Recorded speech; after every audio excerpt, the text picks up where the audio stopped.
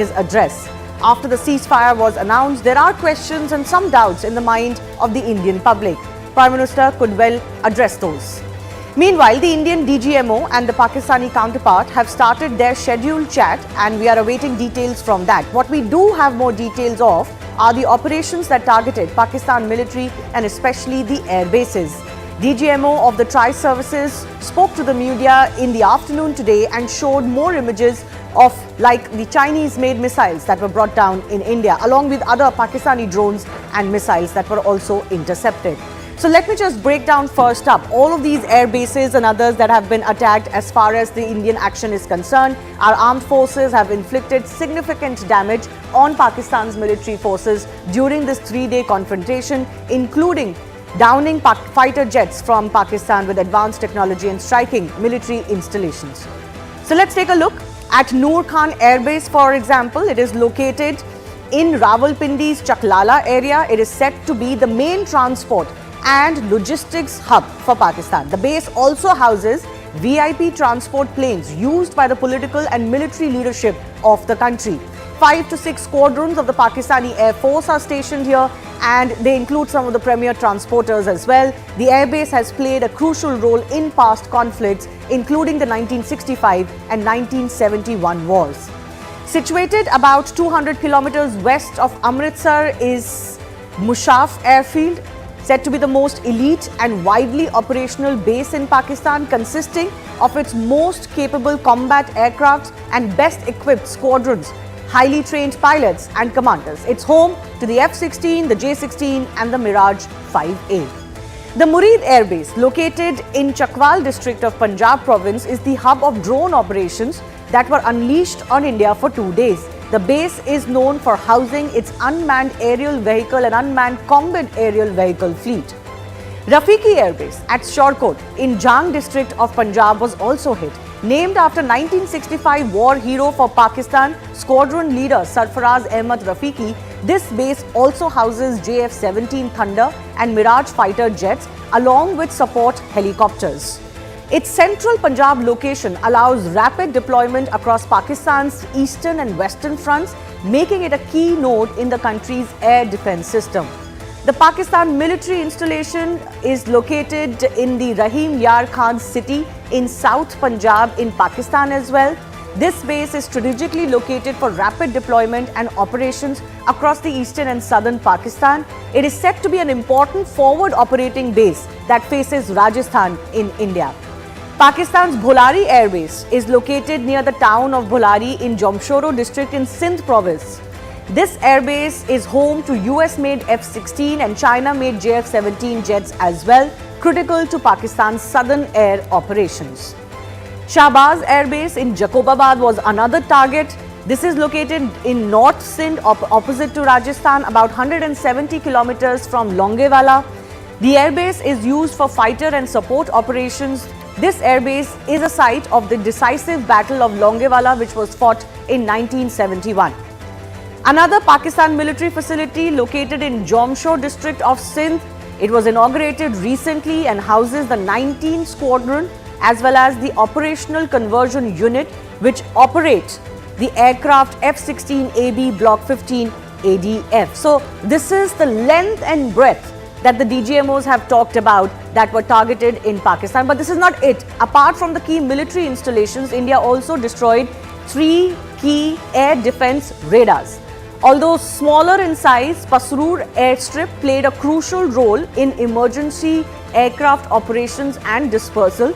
India's successful strike on this facility basically diminished Pakistan's operational flexibility.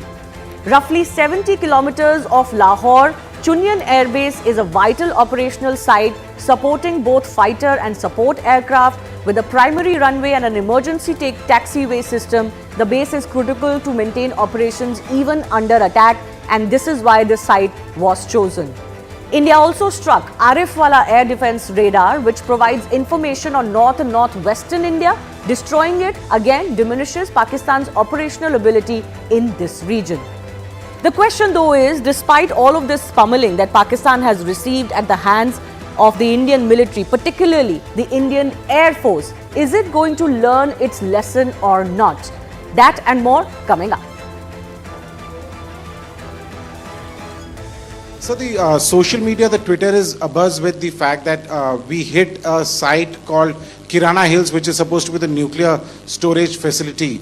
And there is a lot of rumors about Sargodha. There are foreign analysts who've mentioned that the Sargodha attack led to certain leaks. Is there a confirmation that we actually hit Kirana Hills, or we were careful of not to do any such thing? Thank you.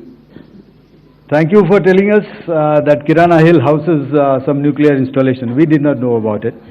Okay. And we've not hit Kirana Hills, whatever is there. Okay. I did not brief in my briefing yesterday. Shown on the screen is a probable enemy PL-15 missile, which is of Chinese origin. This missile has missed its target, and you can see the pieces now which are available with us. Another weapon system or weapon which was found was the long-range rocket, the pieces of which you can now see on the screen. We have talked about the loiter munitions and the unmanned aerial systems, and here are some of the glimpses of those systems which we have brought down. To your right, with the right undercarriage or the wheel, you can see is the Yeeha system, which is of Chinese origin with Pakistan. You can see some quadcopters, and you can see one odd Sonka drone hanging by the wire. All these have been brought down by our trained crew and air defense systems. आज शायद cricket की बात भी करनी चाहिए, क्योंकि मैं देख रहा था कि विराट कोहली ने टेस्ट क्रिकेट से रिटायरमेंट ले ली। कई भारतीयों की तरह वो मेरे भी फेवरेट क्रिकेटर हैं। तो 70 के दशक में ऑस्ट्रेलिया और इंग्लैंड की फेमस एशेज सीरीज चल रही थी, और उस समय ऑस्ट्रेलिया के दो बहुत तेज गेंदबाज, जो कि क्रिकेट हिस्ट्री में बड़ा उनका नाम है, जेफ थॉमसन और डेनिस लिली, उन्होंने अंग्रेजी बैट्समैन और उनकी बैटिंग लाइनअप को तहस नहस कर दिया था।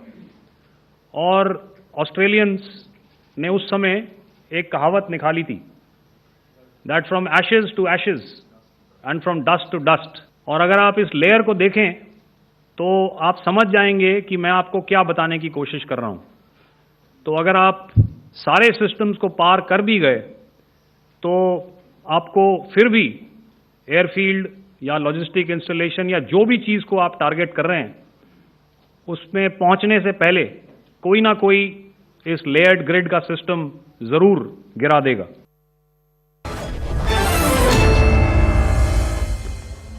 So there you heard some of the excerpts from that DGMO press conference, more details that were offered today. We believe the Indian DGMO is in conversation with his Pakistani counterpart as we speak. We are awaiting details of that. But let me go across to my guest joining us, Lieutenant General Arun Sani, former GOC in command, Indian Army, Lieutenant General Harimohan Iyer, former Chief of Staff, Northern Command, Prabhu Dayal, former diplomat and CG to Karachi, and Tara Karta, former Director, NSCS, all joining us. I do thank you for your time. Let me begin with Lieutenant General Arun Sani. More and more details being presented by the DGMOs.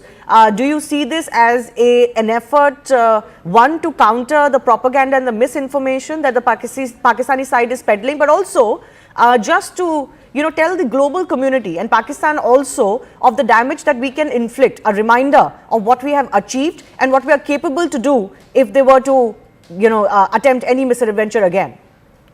Yeah. Thank you, Jai and Shivani. Good to be on your show. Thank you, sir. I think you have correctly stated if you've seen the methodology of the briefing, we had the ladies who came in, lady officers who came in the beginning, which from a particular community, which actually gave a significance about the secular character. And now we've got the military DGMOs, the Air Force and the naval counterparts sitting here to brief. You're absolutely right. It is part of a narrative and a perspective which has to be created to give authenticity to the various kind of achievements of the Indian armed forces in this last 4-5 days of exchange across the border in a standoff domain. Undoubtedly, it has highlighted two things. One, the capability of the armed forces, the capacity for us to tackle some of the Chinese hardware which is being talked about. Yes. Second, it has also proved the collusivity that has now become endemic and is a challenge which India will have to be ready for between China, Pakistan and Turkey. And if tomorrow we find that electronic warfare and signals and connectivity which they can give from the satellites directly to the AWACS will also be an area of contention which we will have to cater for. The third issue which I think which really comes out well is, yes, it is to prove to the global community, which actually last time we couldn't do too well, is to give irrefutable evidence of the fact that we have actually been able to pulverize and hit them not only along the borders but right in their drawing rooms and in their bedrooms. That's what's happened when you hit Sargodha, where they've got some in close proximity their nuclear facilities. You've got the Prime Minister's residence, the army headquarters. So I think this whole exercise is of transparency. I think the nation also today with the younger generation wants to participate in a manner being party to what has happened along the borders. Yeah. Because times have changed, absolutely. Times have changed. The information is going to be talked about regardless of whether you give it out or not. Yeah, so absolutely. So I think it is to even satisfy this new need which is required, because that's how this nationalist and the citizen or an all of India approach comes in when you're giving. And I think this all indicates the stages of deterrence that have come in place. Yeah. The world will have to look at it differently. I mean, the India is one when it comes, irrespective of political, religious talks that keep happening for various reasons in the diplomatic or in the internal space. But finally, what we are doing as a nation is there. The army carried out the action which it was given as an order, as a clearance from the Prime Minister, and it has executed it flawlessly. We have shown that we can hit with precision, even if you have some of the best capabilities which your adversary might be supporting. Yes, absolutely. You know what I really loved, I think this was said yesterday in the DGMO press conference, is that we have, I think Lieutenant General Rajiv Ghai said this, that I don't care what Pakistan is going to do. I'm not interested in their plans. We have a plan and we're going to stick to it to the T. So I think it means, Lieutenant General Harimohan Iyer, I'm coming to you, that for every stage, India has a pre-planned response of what they're going to do. If Pakistan does something, we have a response. Okay, you do this one time, we hit this. You do it second time, we hit this. You hit the third time, we're going to do this. Good evening, Shivani. Good evening to my fellow panelists. It's an honor to be on a panel with General Sani, considering my guru, old-time guru. That's great. That's great. That's great to have both of you then. It's a pleasure to have him go together. So, when I look at this current last 3 days, and I think I've been repeatedly saying this, we have called out a large number of bluffs which we were worried about for over a decade. For the last 10 years or so, in fact, the last 10 years of my service, every time we used to sit on a war game and the air ops used to start, the first thing which used to be played up is what happens when we have to tackle his HQ-9 systems.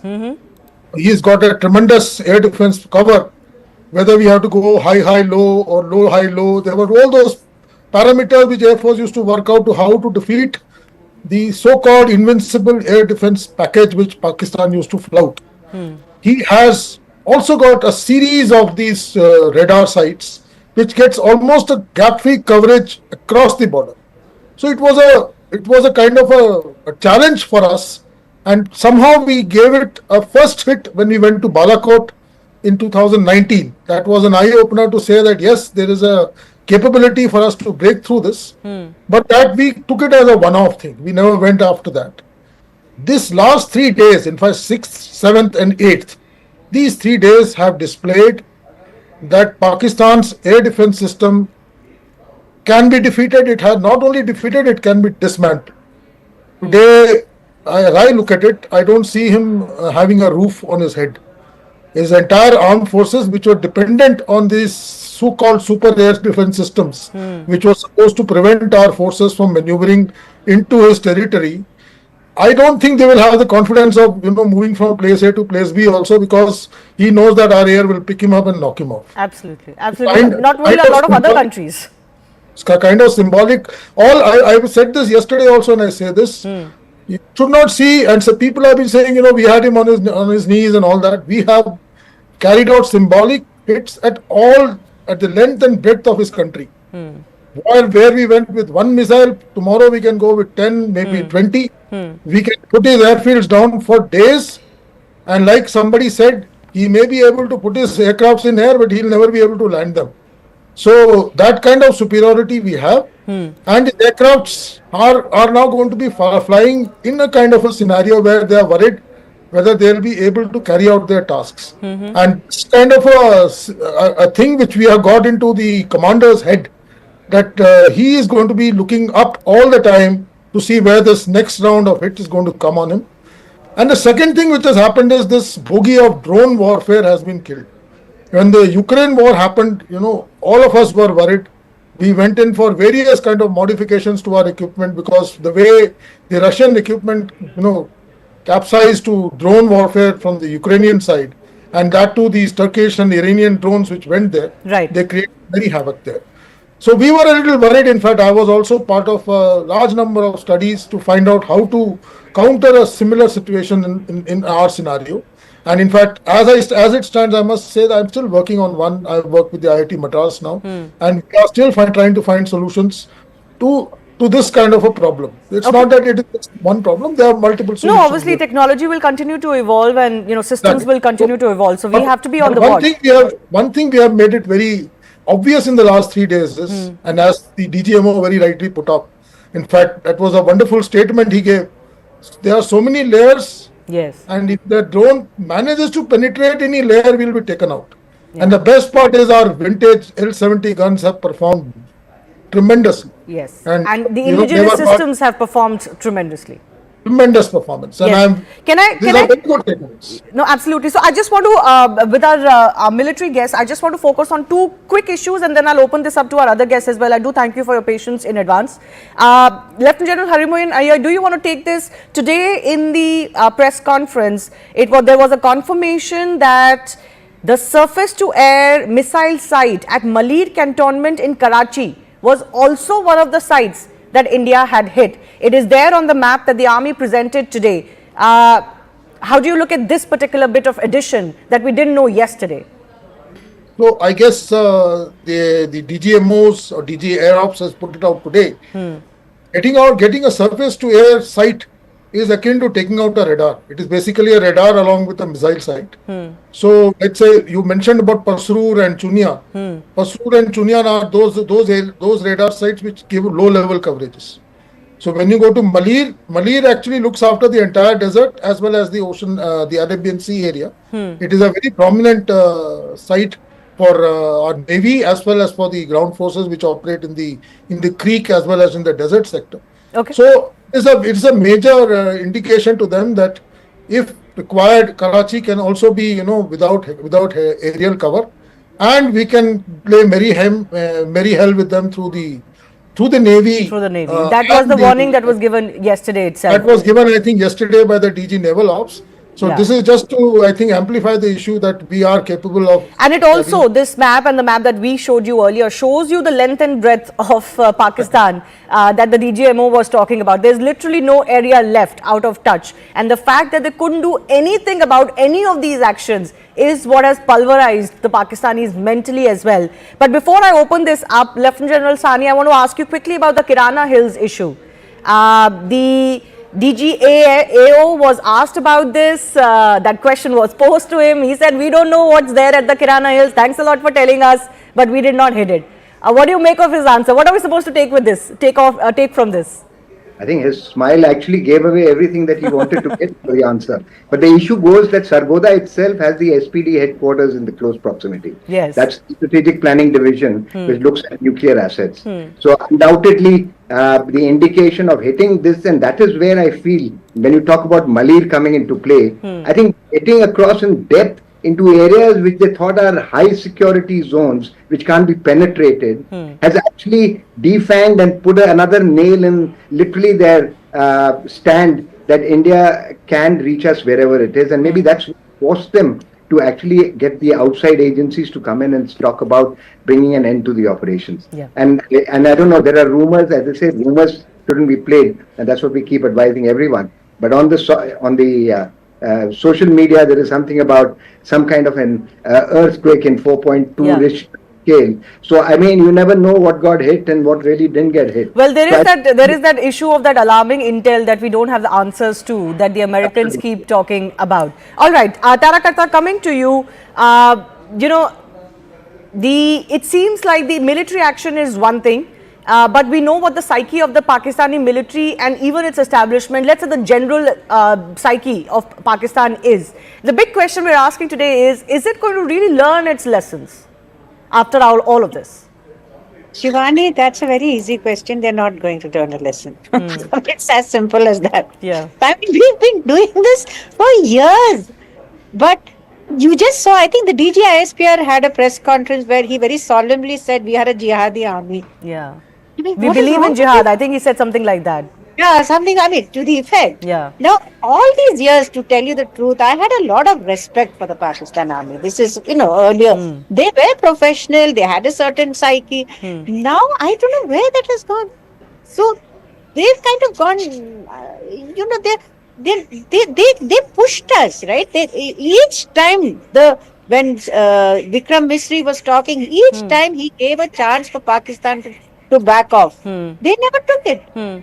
So the US intervention and that holding of that meeting of their nuclear command authority, that is normally a typical sign that they are willing to back off, because they do that every time. They will bring out some missiles, and then if somebody will come and say stop. So Is that so? Is that so, Tarakata? You're touching about a very important issue, because the public wants some answers to this. Do you think this is actually credible that they tried to pull off that threat or that bluff this time? See, it's a very frightening scenario. So they did this during Operation Parakram, they did this during Kargil. Foreign Secretary Shamshad Ahmad had said that we reserve the right to use all nuclear weapons. So this they've been doing every time. They'll hold a meeting of the command authority, or they'll put some saying this out. is one thing and announcing a meeting of the nuclear command authority is one thing. Actual movement on the ground is another. Yes, you're quite right. So they didn't. Hopefully did not. I don't have those inputs as yet, but I don't think they will. I mean, you still have a degree of civilian control. Nawaz Sharif, by the way, has been trying to reach out to Indian leaders this side. I don't know whether he's successful, but there are people with a big degree of sense. But you can't count on that every time. Yes. Given how he's saying we believe in jihad, and then you've got nuclear weapons, and nobody's bothered about that. So if I would say we should use the US intervention to highlight the fact that this is an highly irresponsible nuclear state. No, the US should know this in itself. I mean, if this is indeed what happened, then nobody needs to tell this to the US. I'm sure they've got brains of their own to know that this cannot be allowed to continue. But we know the history of US when it comes to turning a blind eye when Pakistan was acquiring its nuclear weaponry. So, I mean, who are you going to, preach in this case?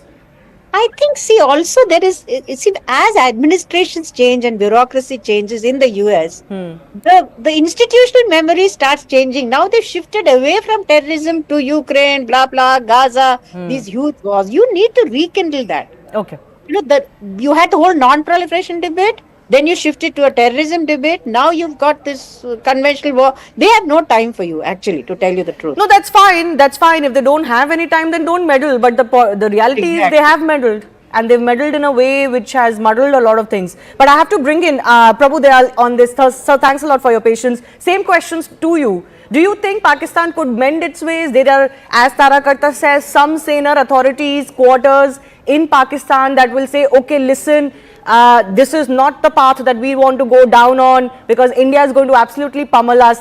Let's rebuild from here and not do what we've been doing. Is that even possible at all? No, I don't think it's going to be possible in the long run, because hostility towards India is in the genes of Pakistan. Yes. Now, I've been following the media reports just now. The meeting between the Indian DGMO and his Pakistani counterpart has ended. And according to sources, the reports say that the Pakistani DGMO conveyed that the Pakistan military would not violate the ceasefire agreement. Now, this is only something which suits them now. Will they stick on to it? Will they hold on to this position? Yeah. I'm afraid not. They are Jhutistan. Their name should be changed. They are liars when it comes to dealing with India. You know, and the sad part for the Pakistani establishment is that they have been exposed in front of their own people. Yeah. You know, I served in Pakistan in the early 80s, and some things that I would hear always is that one Pakistani soldier is worth 10 Indian soldiers. Second thing was that we will bleed India by 1,000 cuts. This is the sort of narrative on which they have brought up their people. You know, this is what the people of Pakistan grow up thinking. Now that narrative has been shattered. The very fact that the Pakistani DGMO called our DGMO and asked for a ceasefire shows that we have bashed them. Yeah. Otherwise, they would have not called for a ceasefire. No, absolutely. Absolutely. They have been pummeled, and the generals who were speaking just now explained in great detail the different strikes which have taken place. But in a nutshell, Pakistan never expected it. They thought that they were very strong. They underestimated the might of India. Now, we had made it very clear that we were only wanting to strike the terrorist targets. But we had also said that if you escalate, we will retaliate. Absolutely. Pakistan never realized the seriousness of the situation. And they allowed, in fact, they did things which escalated the situation, and they are paying the price. Now, what is going to be the fallout? Firstly, the position of Asim Munir will be weakened. Secondly, the internal strife within Pakistan will increase. Thirdly, this strife will also encourage the Baluchis and the Pashtuns to step up the fight against the Pakistani army. So there are lots of things which will happen. What will be visible straight away is that the Pakistan economy may suffer a further blow. Although the United States has helped them in getting this loan from the IMF. But, you know, the economy is in such bad shape, the efforts of the United States cannot save it, because the long and the short is our strategy includes weakening the Pakistanis, including such as by the Indus Water Treaty being held in abeyance. So Pakistan is in for a very tough time. They know it. But whether they will give up the hostility towards India, I agree with the other panelists, they will not. That hostility is endemic to their character. Yes, absolutely, absolutely. You know, something serious has indeed happened as far as these strikes are concerned. We don't quite know, and that's actually one of the many spokes we are still wanting to get more information on. But you were absolutely right in terming Pakistan as Jutistan, because, you know, we wanted to focus on the kind of propaganda that Pakistan has peddled, and it hasn't come from social media warriors, as they call them. It has come from the head of the DGISPR, and some of the things that have been said in their press conferences is absolutely mind-boggling. For example, how their drones hovered over the national capital, including on top of, you know, key political and other installations. General Sani, what do you make of these blatant white lies? You know, cropping a clip from an Indian television channel as if nobody is going to find out. Do they think their own public is that stupid in today's day and age, or what is going on? Let me put it like this. That disinformation campaign is always aimed to look at the Western media and the Western press, which seems to be biased in their favor.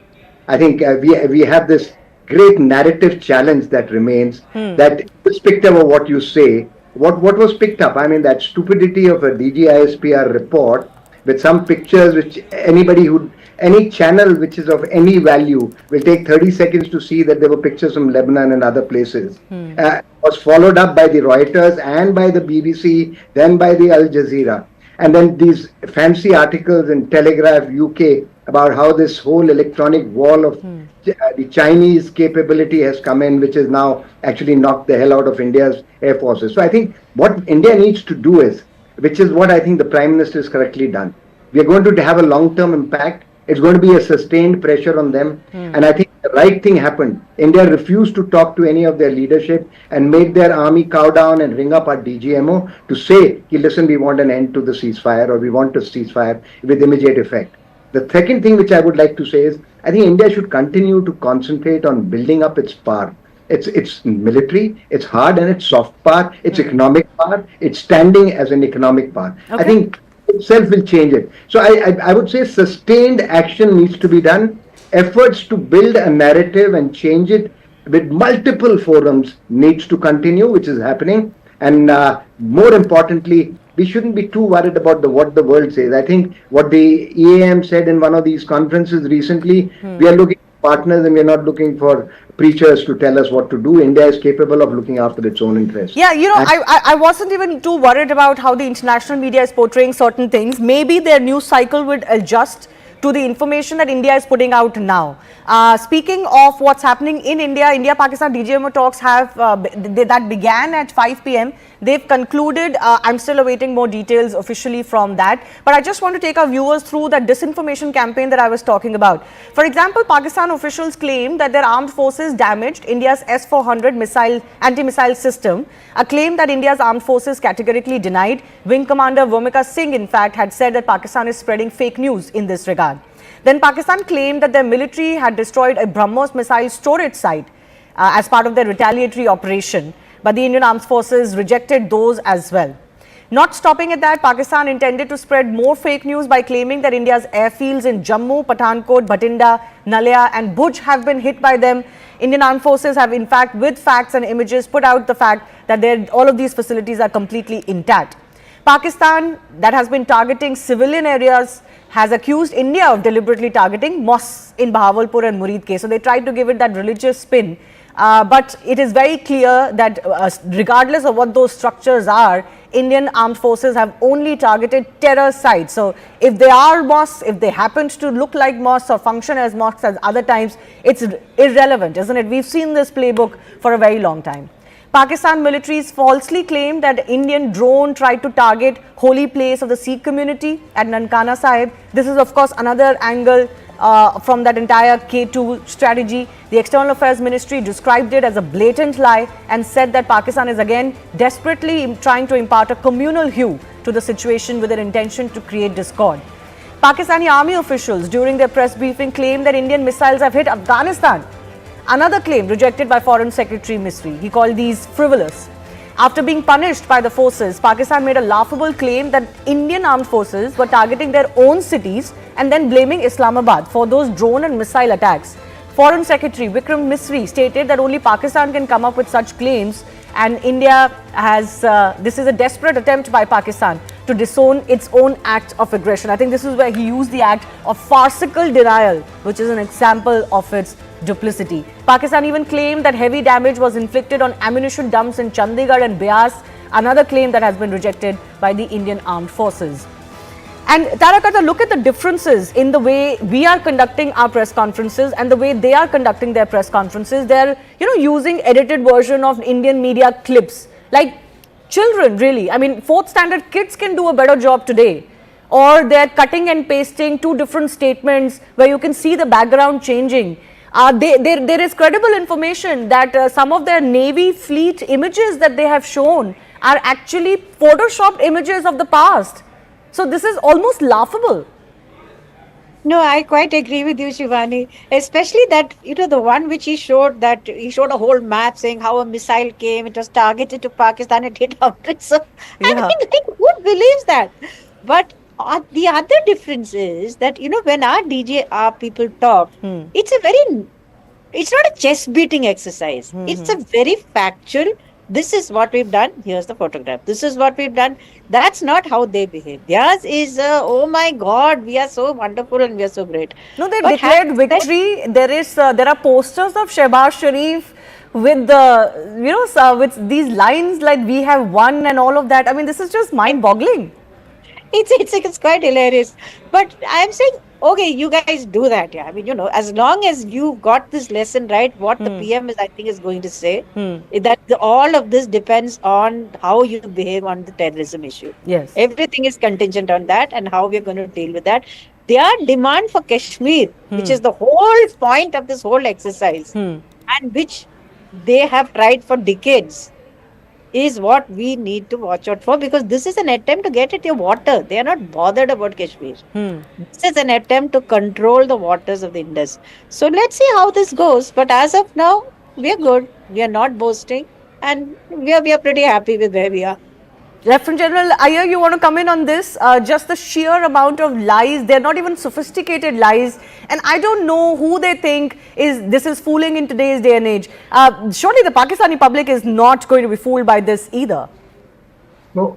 So, Shivani, I'd like to take you back to 2019. So, immediately the next day of the Balakot strike, they did something called a swift retort.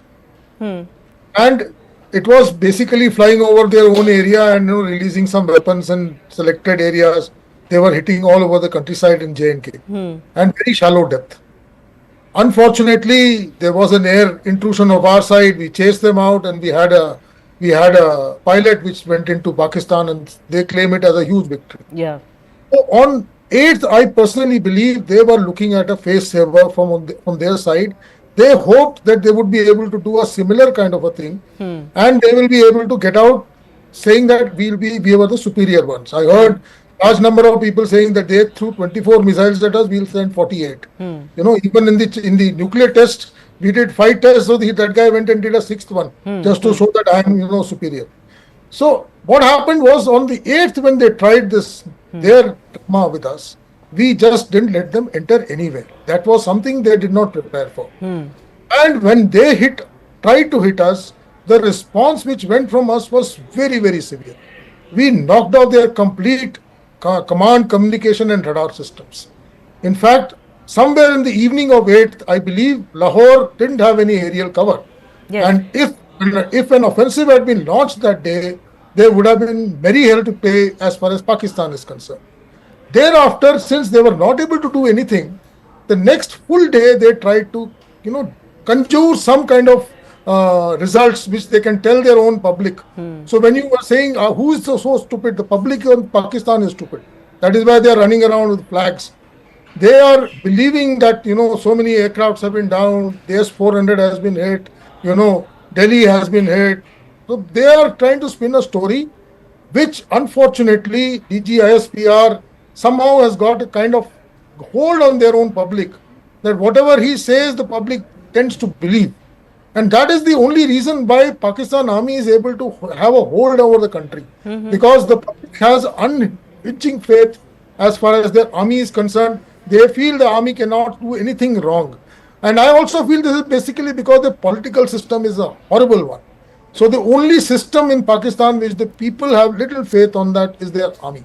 So whatever is given out by the army is taken as gospel truth. And that is what has happened over the last period. But this time what has happened is we have been able to counter the narrative very well.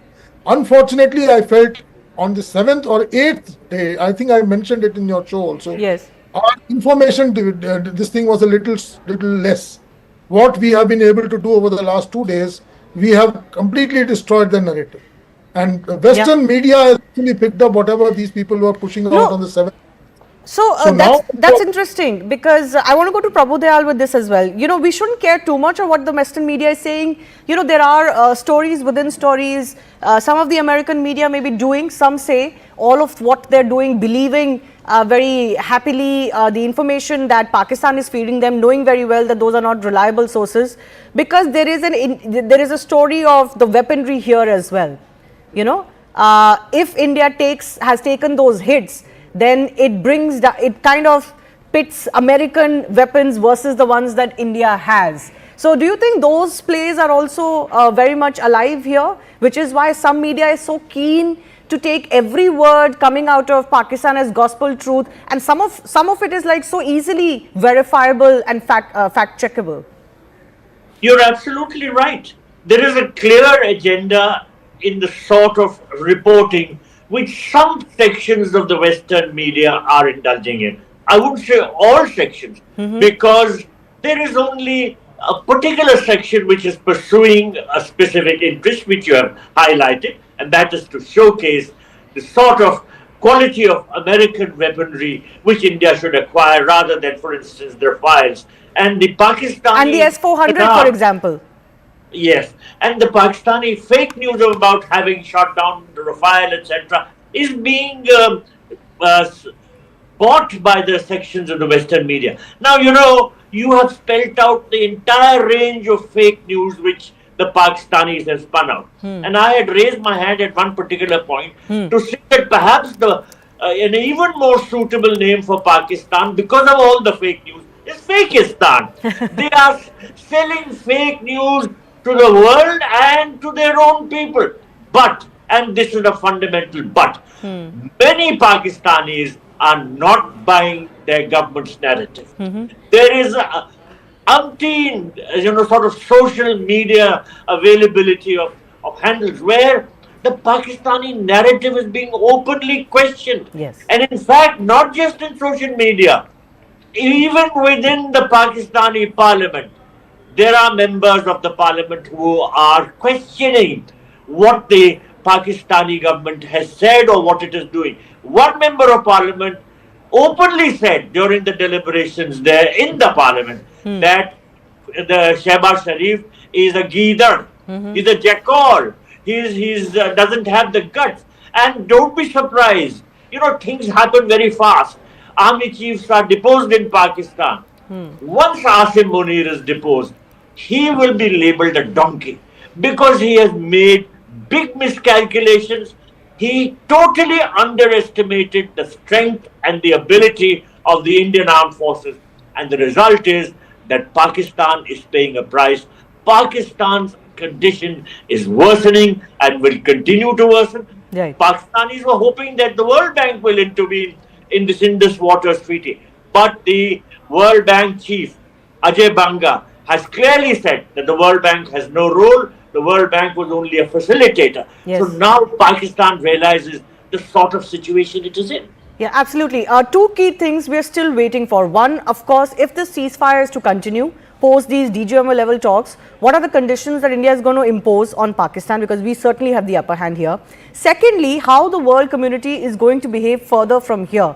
Even if we ignore what Donald Trump has said so far, maybe misunderstanding of the Kashmir issue, misunderstanding of India's traditional position on any mediation, we still do need these countries to have a long-term view that is supportive of India, and where are those chips going to fall is extremely important. Tarakat, I have 30 seconds before I have to end this. Do you want to just come in on this, of how well can India maneuver this, because everything has become very confusing and very muddled right now. I quite agree with you. I mean, one of the biggest problems is, we had senior US officials condoling with Pakistan on civilian deaths. Yeah. What on earth are you talking of? So it's all, that's why I said earlier, it's almost like an entire reality has been erased. So our diplomatic challenge is going to be to put that out as a, it has to be a very, very careful effort to say, go study this war. Let's invite international people, give them as much transparency as possible and say, study this war, which is unique. Let me tell you, Shivani, it is really unique what we've done. Under the nuclear threshold, you operated with solid control. Very unusual. Let them come and study it. Then they'll know the realities of what went on. I mean, nobody will give all the information. But this narrative has to change. And I wouldn't fully agree that we've got a narrative out. We still have a lot of work to do. It's okay. If they don't buy it, it's too bad. But going forward, this is what we need to do. Okay. We need to put this back, the focus back on terrorism and the threat that is faced by a highly unstable state. Absolutely. Still some work to do on that front. I do thank all of our guests for joining us. Thank you. Let's focus on what's coming up later in this evening. Prime Minister Narendra Modi is all set to address the country at 8 p.m. This will be his first address since Operation Sindoor began on May 7 and was announced on late night on May 7 or the early morning of May 8, as we can say. And we've seen what has transpired over the last 3 days or last 5 days now. But the message from the Indian Army has been very clear. They've achieved their objectives and they're ready with their plans if Pakistan was to do anything else. So what could the Prime Minister really mention? Let me go across to my colleague Aman Sharma, who's joining us with more on this. Aman, it's always difficult to predict what the Prime Minister may say, but what is the sense within the government? See, Shivani, the Prime Minister has spoken on Pahalgam on at least 3 occasions. The Pahalgam terror attack, he spoke in Bihar on April the 24th. On April 27th, we saw him speaking in the Man Ki Baat address, and then on May 4th, in the presence of the Angola president, the Prime Minister had said that India will get justice for the Pahalgam victims. But the Prime Minister is still to speak on Operation Sindoor, which happened on May 7th. The Prime Minister so far has let his actions, speak more than his words, and we have seen the big decisions he has taken, the free hand given to the armed forces, the direction given to them that we don't have to go after just the foot soldiers or some camps of the terrorist organizations. We have to hit the head of the snake. We have to go after the terrorist headquarters of Jaish, LET, the Hizbul. And that is what India did with remarkable precision and success on the morning of May 7th. The Operation Sindoor, which was carried out, the name was also coined by the Prime Minister as an emotive message to the victims of Pahalgam, the 26 innocent tourists who were killed in the Pahalgam dastardly strikes. What has happened since is also another big move that he made on May 10th morning, when the country decided to raid the air bases of Pakistan, as deep as Rawalpindi, Islamabad. This was because Pakistan upped the ante and tried to fire a ballistic missile at our Adampur air base in Punjab. Right. So I think that was even a bigger call. And so I think this will be a moment for the Prime Minister maybe to tell the nation what has really transpired in the last 7 months, how the country has emerged stronger, how it's been a magnificent victory for our armed forces, which beat Pakistan all ends in every battle, and what's the way ahead that India continues to re-verify, not trust Pakistan, re-verify the operation still continues, the Indus Water Treaty still keeps in abeyance, and now India has no borders, no nuclear threat by Pakistan will be able to stop us from going inside and hitting our enemies. Yes, Pallavi Ghosh, my colleague, and Payal Mehta also joining us. Payal, again, the government has, of course, through other means sent out its message, but it will be still very interesting to see what the PM says. And I think what most people are looking forward to is what's the road ahead. We know what has happened or transpired right now, but where are we at really when it comes to our diplomacy around the world on this issue, and of course, how we're going to deal with Pakistan going forward? Well, of course, if there are 140 crore Indians who have faith on one leader, that leader undoubtedly is Prime Minister Narendra Modi, and there shouldn't be no doubt in anybody's mind as well. Every time that the Prime Minister has addressed the nation, he's been able to take them into confidence and make them understand why the government decision has been taken and what government decision has been taken. The way in which he was able to handle the whole COVID crisis, and in fact, make sure that lockdown was imposed, that was a success. That was, of course, the aura of the Prime Minister, which actually struck a lot of chord with the people of the country as well. But like you rightly said, that we do understand what has happened, why it has happened, but what is going to be the way forward? How are we going to deal with Pakistan? Because Pakistan is an enemy nation. Pakistan did not even wait for a ceasefire violation. Even within hours of that being announced, Pakistan has violated the ceasefire. Clearly, nobody really wants to trust Pakistan. But what is India going to do? How is India going to disengage with Pakistan? What really happens to the announcement that India made right after the Pahalgam attack? All of these things need to be given a lot of clarity with. Okay. There are a lot of people within the media as well who are trying to actually paint the government in a picture saying that, we probably succumbed to the US, etc. Yeah. What really transpired? Why did India agree to peace? And like Aman has been pointing out, it's a very important day to understand that today's Buddha Purnima, Buddha stood for peace and harmony. And how is the Prime Minister going to really make the people of the country really understand that Pakistan is a liar? Pakistan is lying that they won the fight. There's no fight which is being fought. Eventually, it's just peace which is fought, which is won. Absolutely. Pallavi, I think two big questions on everybody's mind. Why the ceasefire, and what is going on as far as this whole US, intervention is concerned? That's right. I don't think the Prime Minister's speech is going to be political, or he's going to use his platform to try and counter what the opposition parties are saying. I think that is something which is going to be left to the party spokespersons and the ministers, or maybe the Prime Minister, but much later stage. The timing is very significant when the Prime Minister chose to speak and address the people of our country. Till now, the narrative has been put forward by those who were on the ground. The real experts, the ones who were involved in Operation Sindoor, whether it was the first 2 days of press conference by the Foreign Secretary flanked by the two officers, Sophia Qureshi and Vyomika Singh, and then since yesterday and today, the press conferences by the DGMO representatives of the three wings of the Army, Navy as well as the Air Force. So that essentially sets the stage and the agenda of what the Prime Minister is going to speak about. But there are concerns which the people of our country do have. But most importantly, is the story over? Well, the Operation Sindoor is definitely not over. It may go in for a bit of a pause. We are not going to be attacking Pakistan. We never did, but it was a provoked one. We only wanted to target the terrorists. And I think that's what the Prime Minister will tell the people of the country, that we gave a befitting reply to Pakistan.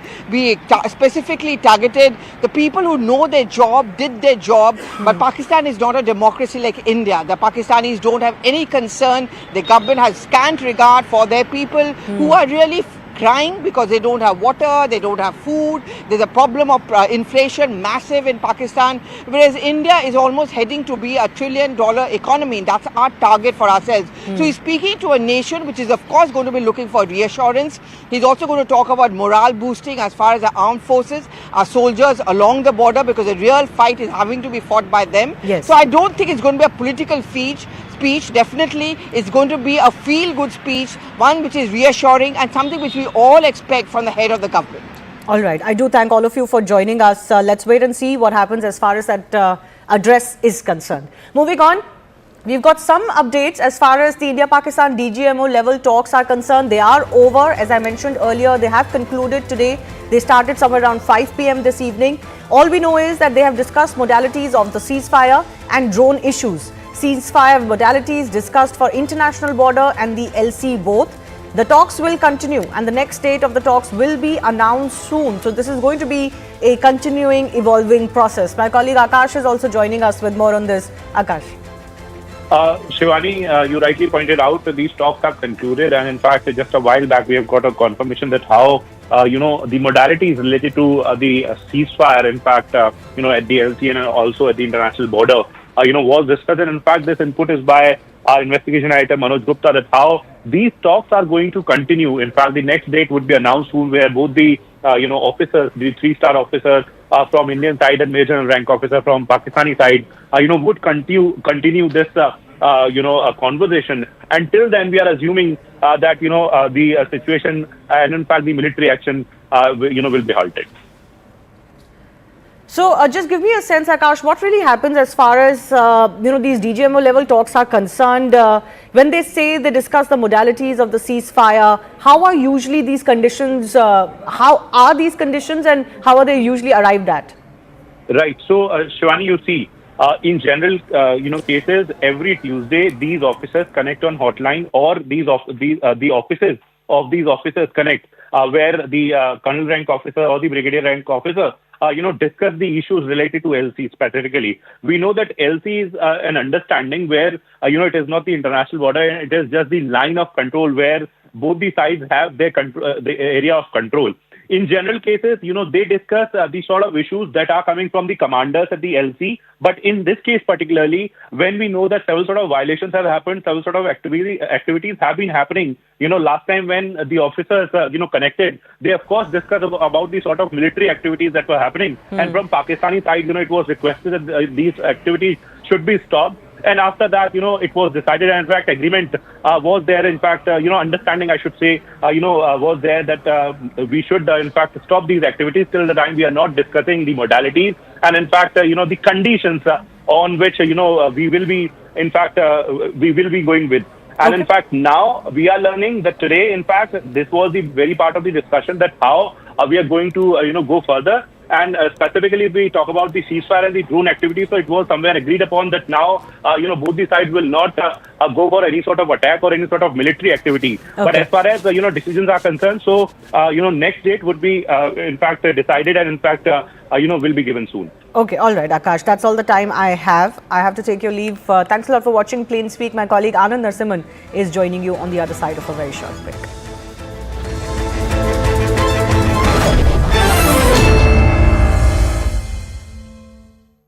Co-powered by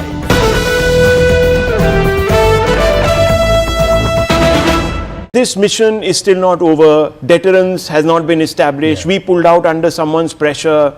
America, third-party mediation. Have we gone back on all the holy of holies that we ourselves held ourselves to? Have you now gone ahead and rewritten the, the rule books. So he will definitely correlate the mission statement, as Zaka said, to the results. He will make sure that the speech that he gave, he will rephrase it and says, look, all the things that I had said we would do, we have done, and I've done this according to your wishes. Right. The third thing is, I don't think he'll get into a direct, I don't think he'll do a direct, blunt, criticism word for word. I think he'll generally speak in a larger sense about how India has actually achieved the upper hand. Remember, this is for the first time, and we have to underline this because we have really re-scripted the Prime Minister and the military establishment and his internal think tank, that whole group of people who sit, and we should show those pictures because they've really sat down and they have rewritten the annals of military history. Correct. There was a complete rule of thumb that existed from the Cold War era that mutually assured destruction means that two nuclear powers can't go up against each other.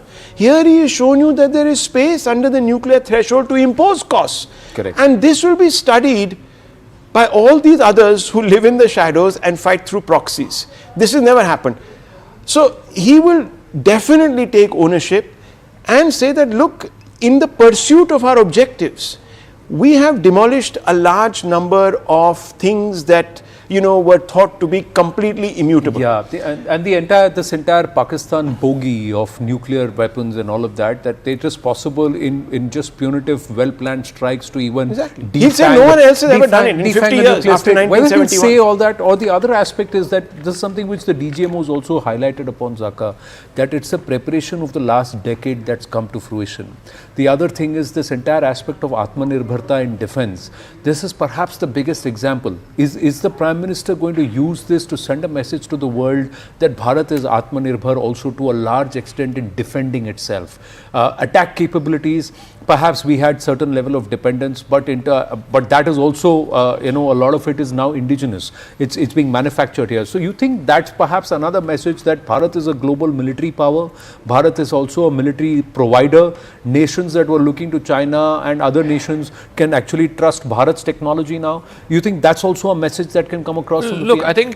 I think this is a closing of the loop kind of speech, because he had promised in Bihar 2 days after Pahalgam that each one of these terrorists and their backers will be pursued to the ends of the earth. So now he has to go back to the people of India and tell them that, look, that's exactly what Operation Sindoor did.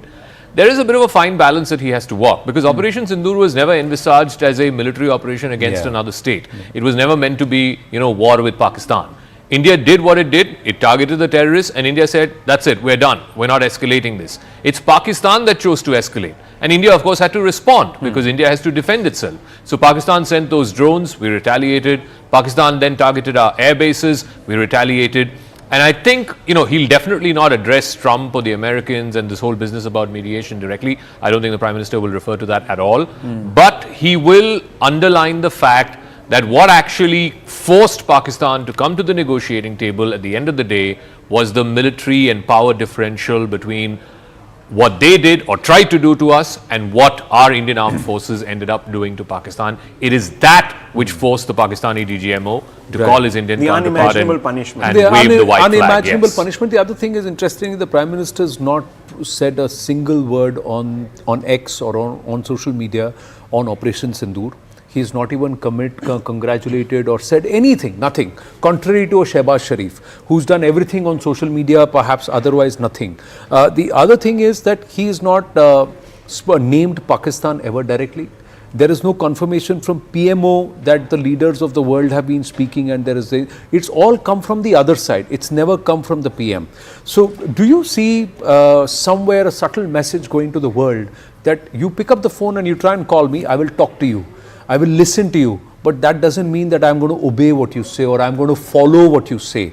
And Bharat is going to do whatever we want to do with terrorists emanating from Pakistan.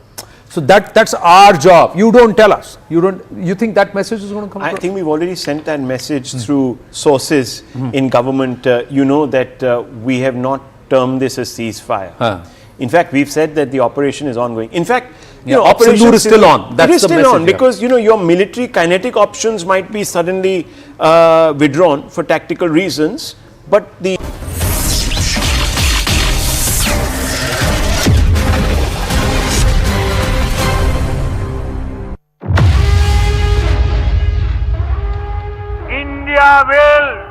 identify, track and punish every terrorist and their backers. अब आतंकियों की बची खुची जमीन को भी मिट्टी में मिलाने का समय आ गया है।